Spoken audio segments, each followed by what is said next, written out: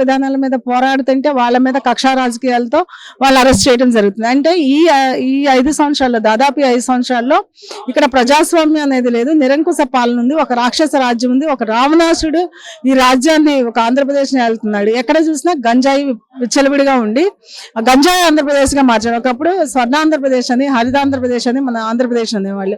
కానీ ఈ గంజాయి ఆంధ్రప్రదేశ్ లో ఏదైతే 16 సంవత్సరాలు ఇంకా 12 సంవత్సరాల పిల్లలు కూడా ఈ గంజాయి బారిన పడి ఒక తల్లి చెల్లి అనే తారతమ్యం లేకుండా విచ్చలవిడిగా వాళ్ళ మీద లైంగిక వేధింపుల దగ్గర నుంచి అన్ని రకాల సంఘటనలు జరుగుతాయి. దానితో మనుషుల్ని చంపేయడం కూడా జరుగుతుంది. అంటే స్కూల్కి వెళ్ళే పిల్లలు స్కూల్కి వెళ్లకుండా చెడు దారి పట్టే పరిస్థితి ఈ ఆంధ్రప్రదేశ్ లో ఏర్పడింది. ఎక్కడ చూసినా ఒక ఇండస్ట్రీ రాలేదు, ఎక్కడ చూసినా నిరుద్యోగులు ఉన్నారు. అదే రకంగా ఉన్న ఏదైతే ఒక ఇసుక మాఫియా కానీ, ల్యాండ్ మాఫియా కానీ, అన్ని మాఫియాలు ఈ జగన్మోహన్ రెడ్డి అధికారంలోకి వచ్చిన తర్వాతే జరిగింది.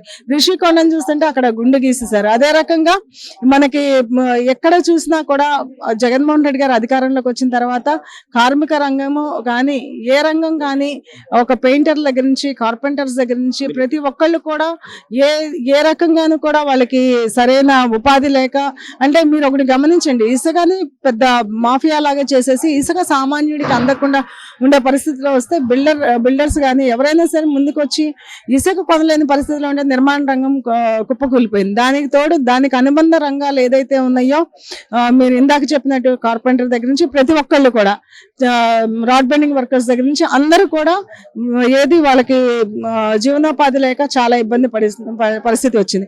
అదే రకంగా చూసుకుంటే అన్నా క్యాంటీన్లు రోజుకి పొద్దున 5, మధ్యాహ్నం 5, సాయంత్రం 5, అంటే టిఫిన్ 5 రూపాయలు, మధ్యాహ్నం భోజనం 5 రూపాయలు, సాయంత్రం కూడా డిన్నర్ 5 రూపాయలకి, 15 రూపాయలకి చక్కగా వాళ్ళు ఫుడ్ తిని వాళ్ళు ఎక్కడైనా దూరం వెళ్ళినా పని చేసుకుంటే టిఫిన్ తింటాం, మధ్యాహ్నం భోజనం ఆ దగ్గరలో అన్నా క్యాంటీన్కి వెళ్ళటము, ఇంటికి వెళ్ళేటప్పుడు దారిలో ఒక ముద్ద తిని వెళ్ళటం జరిగేది.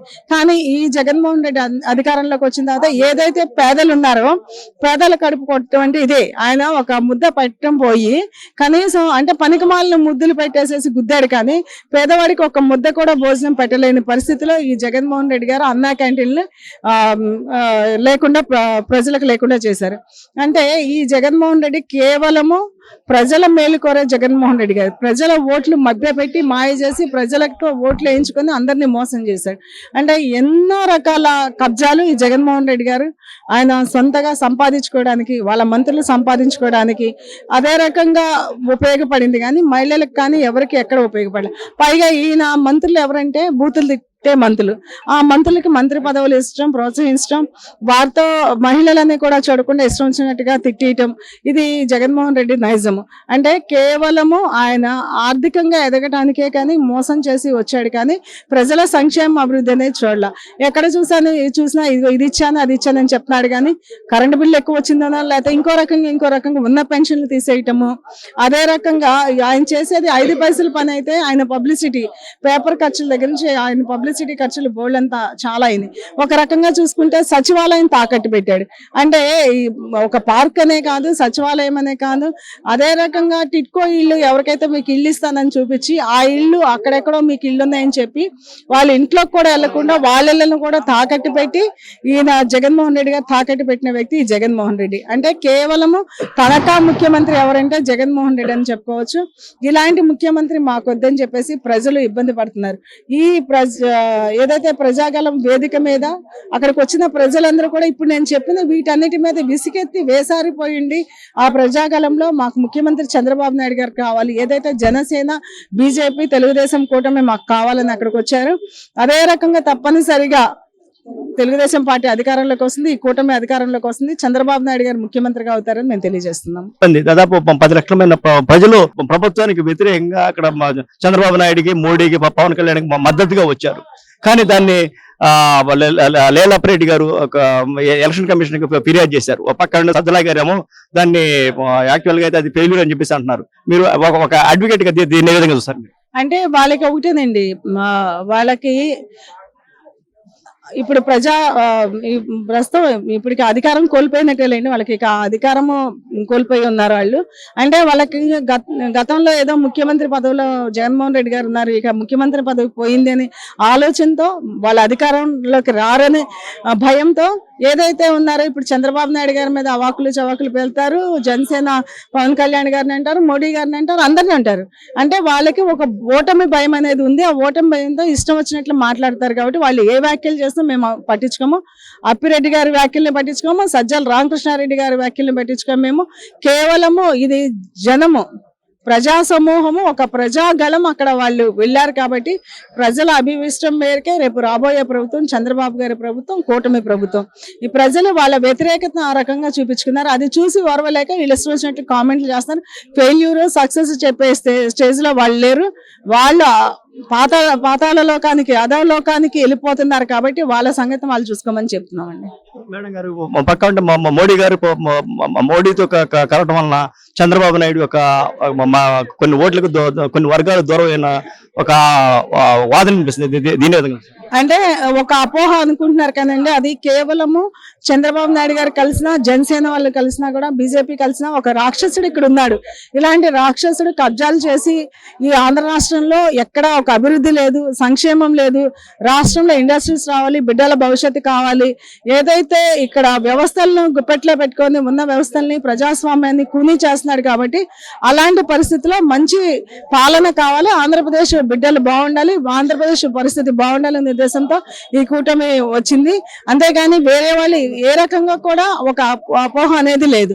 కేవలము ఇక్కడ ఒక కులానికి కానీ, ఒక మతానికి కానీ ఏది లేదండి. ఇక్కడ ఒక మన రాష్ట్ర యొక్క భవిష్యత్తు కోసం ఇలా ఈ కూటమి కలిసింది తప్పితే మన బిడ్డల భవిష్యత్తు కోసం, మన ఆంధ్ర రాష్ట్ర భవిష్యత్తు కోసం ఈ కూటమి కలిసింది.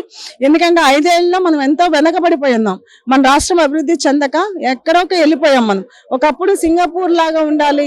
కనీసం మనకి రాష్ట్రం విడిపోయిన తర్వాత కూడా సింగిల్ నయా పైసా లేకపోయినా కూడా 33,000 ఎకరాలు తీసుకుని మంచి రాజధాని కడితే ఆ రాజధాని 3 రాజధానులను చేసి ఇప్పటి వరకు అది కట్టలేదు. పోలవరం అని పక్కన పడేశాడు. ఒక ఇండస్ట్రీ లేదు. ఇలాంటి పరిస్థితుల్లో మన రాష్ట్రాన్ని మనం కాపాడుకోవడానికి ఈ 3 కూటములు కలిసి బయటికి వచ్చి ఒక రావణాసుని సంహారం చేయాలనే ఉద్దేశంతో వచ్చారు తప్పితే వేరే వాళ్ళు ఏ రకంగా అపోహ పడవద్దు. మన రాష్ట్ర భవిష్యత్తు కోసం, మన బిడ్డల భవిష్యత్తు కోసం, మన రాష్ట్రంలో మన బిడ్డలు ఇక్కడే ఉండి చక్కగా మంచి ఉద్యోగాలు సంపాదించాలంటే, మన రాష్ట్రం అభివృద్ధి చెందాలంటే అందరము ఈ కూటమికి మనం అందరము సపోర్ట్ చేయాలి. మనం ఈ కూటమిని గెలిపించుకోవాలి. ఇక్కడ చంద్రబాబు నాయుడు గారు వస్తారు, ఇక్కడ మోడీ గారు తప్పనిసరిగా వస్తారు. మన బిడ్డల భవిష్యత్తు బాగుంటుందని తెలియజేస్తున్నాను. మేడం గారు, మేము చెప్పండి మేడం గారు, ఇప్పుడు జగన్మోహన్ రెడ్డి కొంతమంది సీట్లు ఇవ్వకపోతే చాలా మంది వ్యతిరేకత అంటూ ఏమి లేదు. దాదాపుగా పోయింది, పర్లేదు, మాకేమో అమ్మాయ్యా అందుట్లో మేము తప్పించుకున్న ఓటమి తప్పించుకున్న భయం, అదే అన్న ఆనందం సీటు ఇవ్వని అభ్యర్థులు కనపడుతుంది. అదే విధంగా ఇక్కడ 60 మంది నుంచి 90 మంది ఎమ్మెల్యేలు పనితీరు బాగలేదని చెప్పేసి ఇక్కడ మంత్రులను అక్కడ, అదే ఇక్కడ ఎమ్మెల్యేలను అక్కడ ట్రాన్స్ఫర్ సెక్షన్ పెట్టారు. దీన్ని విధంగా చూస్తారు మీరు అన్నారు కదా, వాళ్ళ ఎమ్మెల్యేలే సీట్ లేకపోయినా అమ్మాయ అనుకుంటారని. వాళ్ళకి తెలుసు ఏదో ఒక ఛాన్స్ అని మోసం చేస్తే జగన్మోహన్ రెడ్డి ఒక ఛాన్స్ తో ప్రజలు కూడా ఏదో చేస్తారు, ఎంత అభివృద్ధి చెందుతామనే ఉద్దేశంతో వాళ్ళు ఓటేశారు. ఇప్పుడు ఆ ఓటు కూడా ప్రజలు ఏరని వాళ్ళకి తెలిసి వాళ్ళు హ్యాపీగా ఫీల్ అవుతున్నారు ఎమ్మెల్యే సీట్ లేకపోయినా. కానీ ఈ జగన్మోహన్ రెడ్డి గారు మంత్రులను తీసుకెళ్లి ఇంకో చడుకో లేకపోతే ఎమ్మెల్యేలు తీసుకెళ్లి ఎక్కడో కాదు, ఉదాహరణకి మా విజయవాడ చూసుకుంటే వెస్ట్ ఆయన తీసుకొచ్చి సెంట్రల్ లో వేశారు. ఇలా వేయటం వలన అక్కడ వాళ్ళు ఇక్కడ ఏంటంటే వాళ్ళు చేసిన అవినీతి అక్కడ బయటపడి మళ్ళీ ఓట్లు వేయరేమో, వాళ్ళకి ప్రజలు సహకరించే పక్క నియోజకవర్గంకి వెళ్తే సహకరిస్తారు అని అనుకుంటున్నారు. కానీ ప్రజలు చాలా తెలివిగల వాళ్ళండి. ఈసారి జగన్మోహన్ రెడ్డిని ఎవరు నమ్మట్లా, వాళ్ళ మంత్రులు నమ్మట్లా, వాళ్ళ ఎమ్మెల్యేలు నమ్మట్లా, వాళ్ళకి ఎక్కడ ఒక ఓటు కూడా వేయొద్దు అని ప్రజలు నిశ్చయించుకున్నారు. మేడం గారు, నిన్న ఆఖరికి వచ్చింది, నిన్న ఎలక్షన్ కూడా అనేది మన దాని నుంచి వచ్చింది. ఈ నేపథ్యంలో ఇప్పుడు రాష్ట్ర పరిస్థితి ఎలా ఉండబోయేది అనుకుంటున్నారు? రాష్ట్రపతి అంటే ఎలక్షన్ కూడా అనేది కంపల్సరీ ఎలక్షన్స్ ముందు అందరికీ వస్తుందండి. ఆ ఎలక్షన్ కూడా దృష్టిలో పెట్టుకొని అందరూ చక్కగా వాళ్ళు ప్రచారాలు చేసుకుంటారు. అంటే మీరు అడుగుతుంది ఏంటి, ప్రచారం చేసుకుంటారు అందరూ ఎలక్షన్ కోడ్, దానివల్ల ఇబ్బంది ఏం లేదు కదండి. ఎవరి ప్రచారం వాళ్ళని చేసుకుంటాము, దానివల్ల ఎవరికి ఇబ్బంది లేదు. దాని కోడికి నిబంధనలకు ఉల్లంఘించకుండా చక్కగా మా ప్రచారం మేము చేసుకుంటామండి. కానీ దీన్ని వైసీపీ వాళ్ళు ఈ యొక్క పరిస్థితికి కళ్ళు వేస్తుందని చెప్పేసి మీరు ఎలక్షన్ కోడ్ కళ్ళు వేస్తుందని భావిస్తున్నాను. మీరు వైసీపీ వాళ్ళు కళ్ళు ఎటువంటి అర్థం కాలేదు. వాళ్ళ యొక్క ఉంటుంది ఈ టైంలో కొద్దిగా ఎక్కువ వాళ్ళు దాడులకు పాల్పడే అవకాశం ఉందని చెప్పేసి చాలా మంది భయపడ్డారు.